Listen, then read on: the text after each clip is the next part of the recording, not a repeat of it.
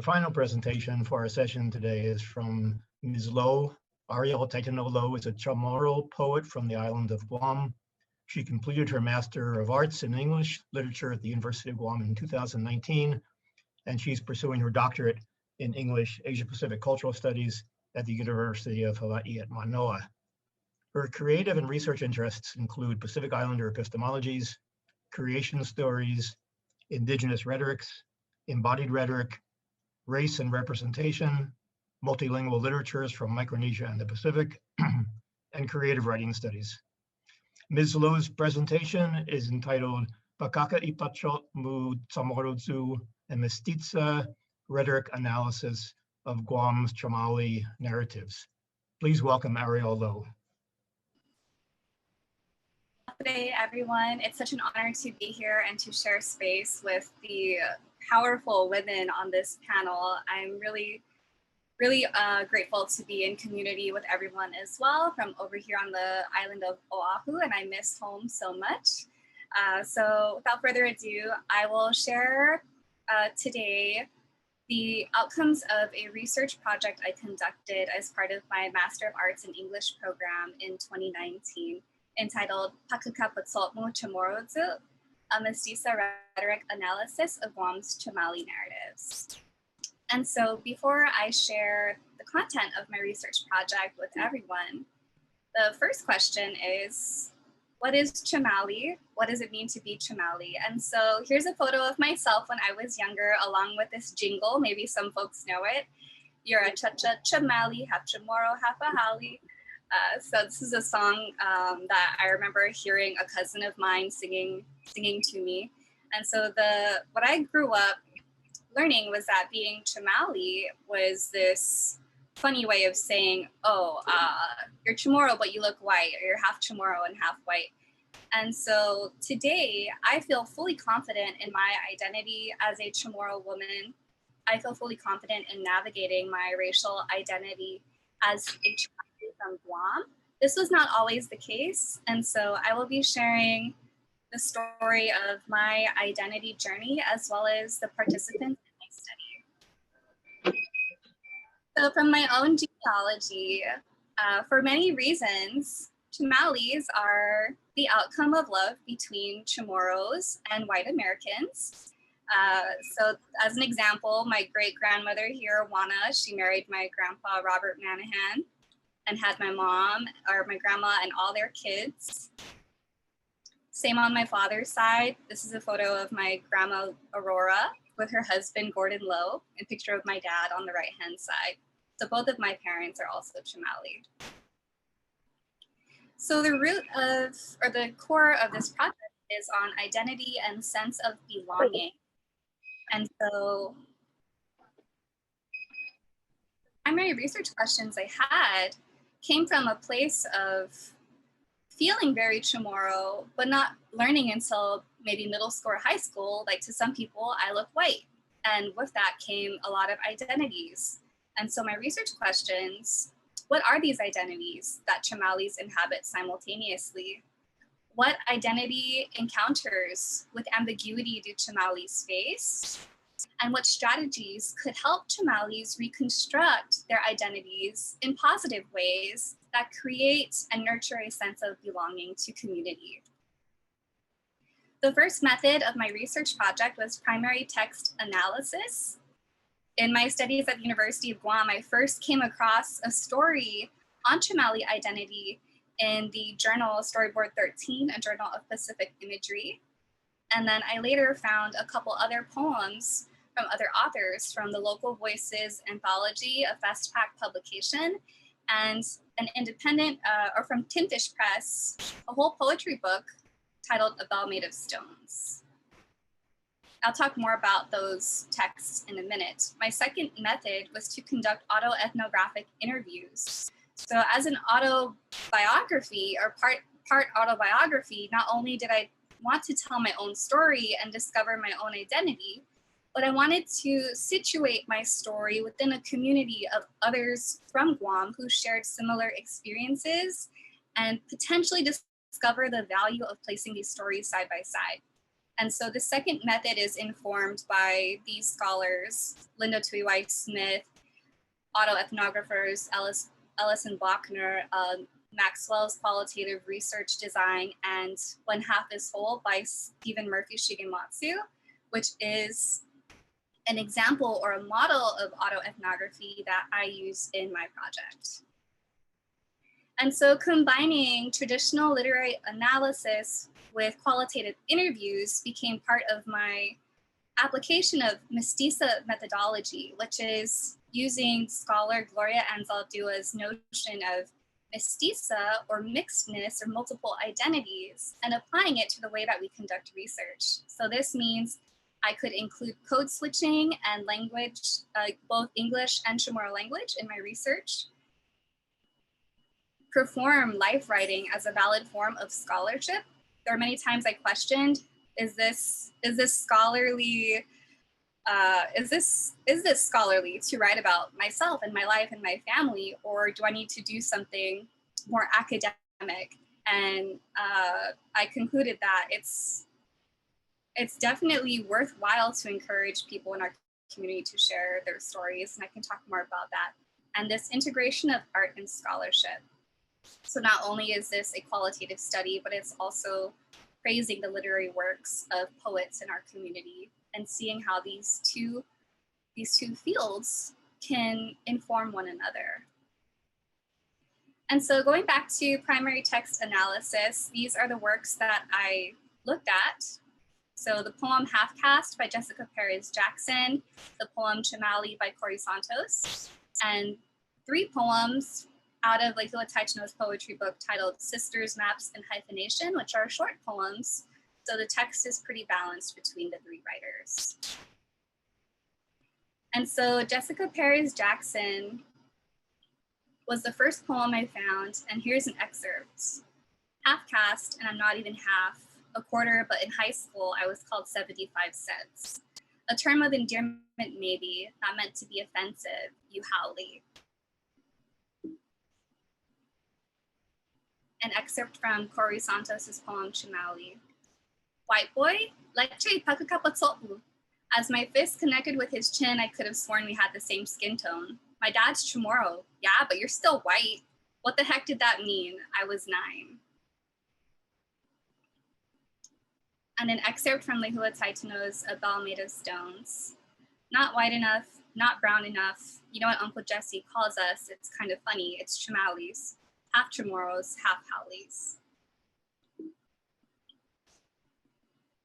And so seeing these texts kind of scattered like a constellation of sorts, I felt an intuitive desire to bring them into conversation with one another and push it even further and interview these poets, because just with my own experience as a poet and writing about my identity, I knew there's only so much that the page can capture. And so I wanted to hear more of their stories. And that's the beauty of studying local literature in Guam, is that we have more ease of access to these authors and to their stories if they're willing and wanting to share with us, compared to reading authors who are from the continental US or from other places of the world.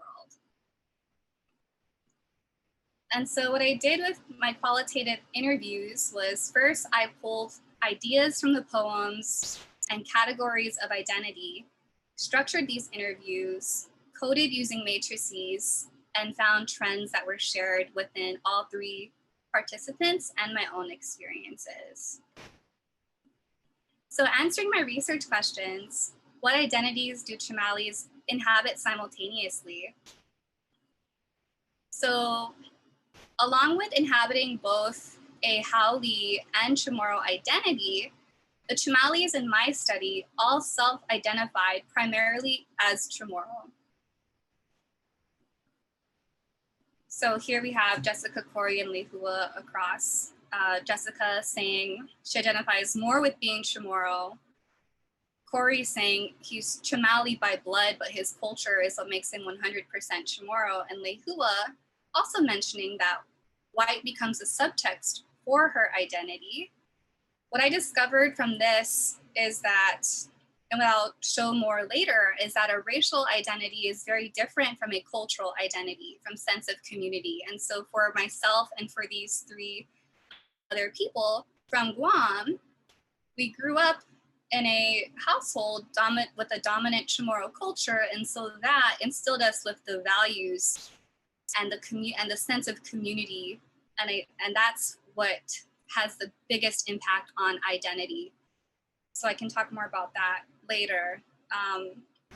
My next question, what identity encounters do Chamaoles face? So again, coming back to race and culture, although these participants all feel 100% Chamorro because of their cultural upbringing and exposure to Chamorro values, Chamorro food, Chamorro language, Chamorro family names, growing up in Guam, or for Lehua, having stronger ties to Guam as a geographic place, the notion that we don't belong or feelings that we are outsiders comes from a racial identity or a racial othering from Chamorros in our community.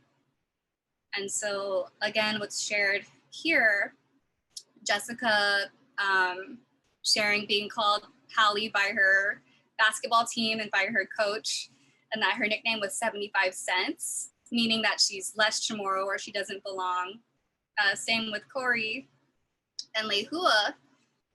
And I think the main point here with racial othering is that for people, and not just Chamaoles, but for anybody who is Chamorro and a mix of any other additional racial, ethnic, cultural identity, to be told you don't belong is something very painful. And people are going to experience this pain on different levels. But for those in my study, this was a shared discomfort, and it led each of us on this journey, and we all felt a desire to write about it. And so race is defined as an arbitrary attachment of stereotypes and behaviors to a physical description, and I could talk more about race if anyone has questions later. I don't want to take up too much time, but race can also be structural and is specifically designed to benefit and elevate white bodies over bodies of color, but this can change within different contexts. So race can be very unreliable, but it's still, so far, studies show that it leans towards white supremacy structurally. So again, incongruence and pain threshold, and how this sense of pain of being told you don't belong. Again, this is just some of my qualitative data up here. I think Lehua describes it very well, that deep down it was something that hurt to be told you're an outsider to an island that you have ancestral connections to and cultural connections to. And so feeling Chamorro, being told in certain environments that you don't belong, what strategies can help Chamaoles construct their identities in positive ways? One trend was speaking identity or using the Chamorro language. Being Chamaole often means coming from a lineage of having our white ancestors telling our Chamorro ancestors to stop speaking their language. And so this is a unique pain in the Chamaole experience for some of us, that we have to negotiate within one body. To be one human being and to have these two ancestral lines where one has committed violence against the other, it creates an internal turmoil that I think is unique to a white and person of color experience. This whiteness comes with privilege, but it also comes with a unique conflict within the self. And so for these writers, they wanted to heal some of that ancestral tension within their bodies by learning to use the Chamorro language and healing some of that damage that they're inheriting in a singular body. And lastly, this idea of a third space, that it's okay to navigate these spaces of ambiguity with more flexibility. Like Chamorros look different now, right? It's not just a Chamaole experience to be a third or fourth space.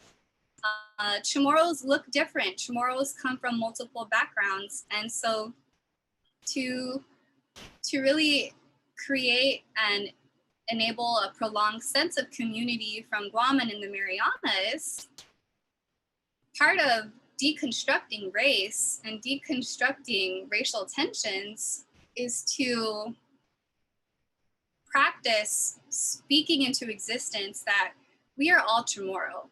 Anyone who is ancestrally, culturally Chamorro and expresses a desire to belong and contribute to our community, there should be spaces that we're carving out to make these bodies feel more like they belong.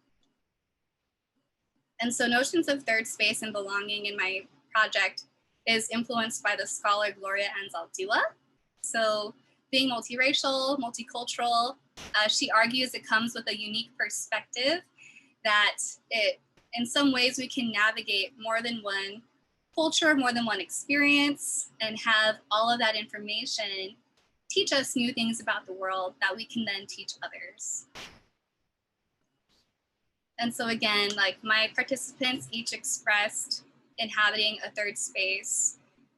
Lehua says it beautifully. I am not just existing in spite of white versus Chamorro history or any other ethnic tension, whether you're Chamorro Filipino, Chamorro and Black, Chamorro and Chuukese. Like, even if we come from these backgrounds that where socially people don't want to see us together or to see a sense of wholeness, we already exist and we already belong. And we each have a responsibility to use language that promotes this sense of belonging. And so I will close with these ideas, these tools for untangling ambiguity that can be applied across multiracial, multicultural, multi-ethnic Chamorro experiences. And what was most useful for me was just recognizing all these categories, genealogy. And so this template here, it shows that every identity is different. Every body is different. Not every Chamaole is going to feel 100% Chamorro culturally, because we all come from different cultural backgrounds. You could have the same genealogy, but you could have a different tie to culture, to food, to language, to value and community. We can have a shared ethnicity coming from Guam, but we could be living in different nations, in different countries. And lastly, race comes down to genetic lottery. I just came out, right, with out of the genes I was given in my ancestry. I look the way I look right now, and that determines the way I experience life. If I had lighter hair, if I had darker hair, if I had different textured hair, a different skin tone, a different nose, different eye color, that would greatly shift the way I'm perceived. If I had a different name.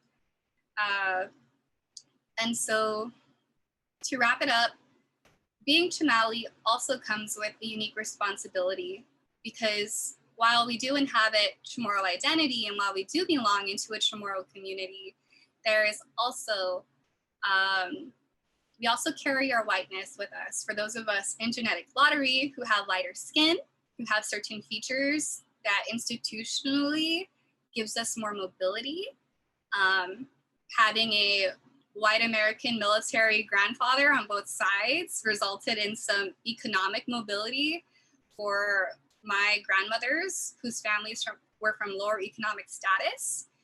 So future studies to quantify whiteness on Guam with access to resources, that would be one of the next steps for a project like this that I might explore one day. And limitations, honestly, I wish I interviewed my family more. I spent a lot of time, absolutely love Corey, Lehua, and Jessica, and they contributed so much, and they're so great to be around. And my only wish is that I included more stories from my own family. And again, like I mentioned, every identity is different. if I did this study in the Northern Mariana Islands, I'd have to account for many more cultural situations and a different cultural environment. But that would be a really worthwhile study to conduct. And same with including a quantitative study on access to resources. And nowadays, race, when I started this project, race was not as popular in conversations, but now it's becoming a lot more popular. So there's definitely a lot of potential for future research. And so I will wrap up my presentation there. Thank you, everyone, and I'll hand it over to Dr. Rubenstein. Thank you.